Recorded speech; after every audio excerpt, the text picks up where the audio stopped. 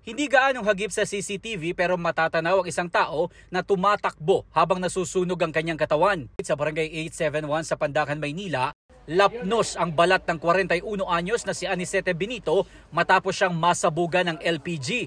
Ayon sa barangay, nangyari ito habang naghahanda siya ng lulutuing pambentang almusal. Gamit ang fire extinguisher ng barangay, dali-dali raw nilang sinubukang apulahin ang apoy.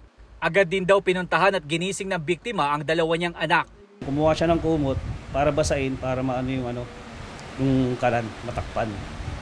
Para yung dalawang bata, para may tawid niya palabas. Matapos makalabas ng bahay ang kanyang mga anak, sakto naman na nabagsakan ng nasusunog na lona ang katawan ng biktima. Kaya nadagdagan palalo ang lapnos sa kanyang balat. Pagkalusan ng lona, umano sa katawan niya. Kaya nakaubad kayo siya eh. Kaya ang bilis ng kapit ng ng lona sa kanya.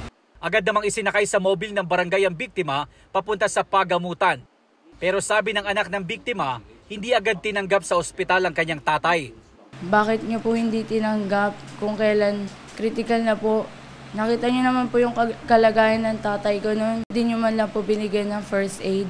Tinanggap naman ang biktima sa Philippine General Hospital at makalipas ang 11 oras na operasyon, stable na ang kanyang kondisyon pero kinailangang bendahan ang kanyang buong katawan.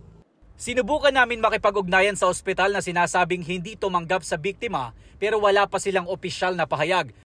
Base sa Republic Act 8344, maaaring patawan ng parusa o penalty ang isang ospital na hindi tumanggap o hindi nagbigay ng karampatang lunas sa isang pasyente sa emergency cases. Nananawagan naman ng tulong sa lokal na pamahalaan ng pamilya ng biktima para sa pambili niya ng mga gamot. Patuloy ang investigasyon sa sanhi ng pagsabog ng LPG.